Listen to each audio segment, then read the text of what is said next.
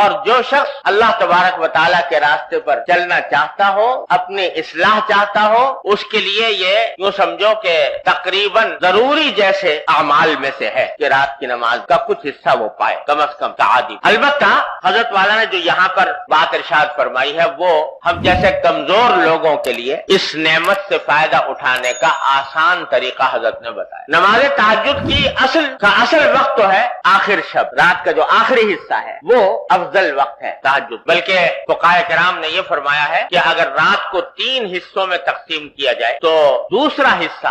تہائی حصہ یہ افضل ترین وقت ہے کہ آدمی اس وقت میں تہجد پڑھے، پھر چاہے بعد میں سو جائے اور پھر فجر کے لیے اٹھے۔ اور اگر رات کو 2 حصوں میں تقسیم کیا جائے تو آخری حصہ جو ہے وہ زیادہ افضل ہے تہجد کے لیے۔ تو اصل بات یہ ہے کہ آدمی کو چاہیے کہ اس کا اہتمام کرے کہ اللہ تبارک و تعالیٰ توفیق دے تو آخر شب میں بیدار ہو کر تہجد کی نماز ادا کرے۔ لیکن ایک حدیث ہے جو معجم طبرانی میں مروی ہے، اس میں رسول کریم صلی اللہ علیہ وسلم نے ارشاد فرمایا کہ لا بد من صلاۃ بلیل ولو حلب شاہ، کہ رات کے وقت میں کچھ نماز پڑھنا ضروری ہے۔ ضروری ہونے کا معنی یہ کہ اللہ تبارک و تعالیٰ کی رحمتوں کو متوجہ کرنے کے لیے اور اپنی اصلاح کی خاطر آدمی کو ضروری ناگزیر ہے کہ وہ رات کے اندر کچھ نماز پڑھے۔ اور فرمایا ولو حلب شاہ، چاہے وہ اتنی ہی دیر کیوں نہ ہو جتنی دیر میں ایک بکری کا دودھ دویا جاتا ہے۔ بکری کا دودھ اگر دوئے بہت زیادہ وقت نہیں لگتا اور جلدی دوہا جاتا ہے کیونکہ دودھ کم ہوتا ہے بکری کا گائے اور بھینس کے مقابلے، تو بتائیں کہ جتنی دیر میں بکری کا دودھ دویا جاتا ہے اتنا ہی کیوں نہ ہو، لیکن نماز رات کی نماز فرمایا لا بد من صلاۃ بلیل، ضرور ہونی چاہیے اور کسی مومن کو وہ چھوڑنی نہ چاہیے۔ پھر آگے فرمایا یہ حدیث ہی کا حصہ ہے کہ وما کان بعد صلاۃ العشاء فهو من اللیل، کہ نماز عشاء کے بعد جو بھی نماز پڑھی جائے وہ صلاۃ اللیل میں داخل ہے، تہجد کے مفہوم میں داخل ہے، جو عشاء کے بعد جو بھی نماز پڑھی۔ اس نے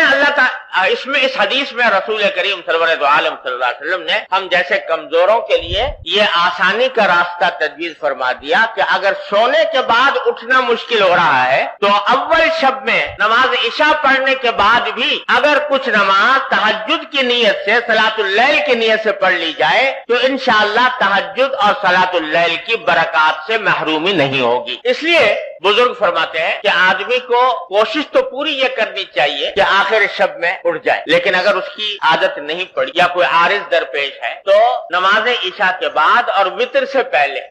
پہلے اور عشاء کے بعد کچھ رکعتیں پڑھنے کا معمول بنا لے، بنیت تہجد بنیت صلاۃ اللیل۔ وہ تو روزانہ پابندی سے پڑھے، ساتھ ہی کوشش کرتے رہے کہ آخر شب میں بھی آنکھ کھل جائے، اور آخر شب میں آنکھ کھل جائے تو پھر اس وقت میں جتنی توفیق ہو اس وقت میں پڑھ لے، اور اگر فرض کرو آنکھ نہ کھلی تو کم از کم عشاء اور وتر کے درمیان جو نماز پڑھی ہے وہ صلاۃ اللیل تہجد کے حکم میں انشاءاللہ لکھی جائے گی، اور تہجد اور صلاۃ اللیل کی برکات سے مکمل محرومی نہیں ہوگی۔ یہ کام تو بھائی ہر مومن کو کرنا ہی چاہیے کہ عشاء اور وتر کے درمیان کچھ رکعتیں پڑھ لے تہجد کی نیت، 4 پڑھ لے، 6 پڑھ لے، 8 پڑھ لے، جتنی توفیق ہو اتنی پڑھ لے، اور پھر کوشش ساتھ میں یہ بھی رکھ، لیکن اس کا مطلب یہ نہیں ہے کہ اس پر اکتفا کر کے بیٹھ جائے، بلکہ اپنی یہ کوشش جاری رکھے کہ آخر شب میں بھی میں اٹھوں، اور جب اٹھ جائے تو اس وقت کی نماز بھی ادا کر دے۔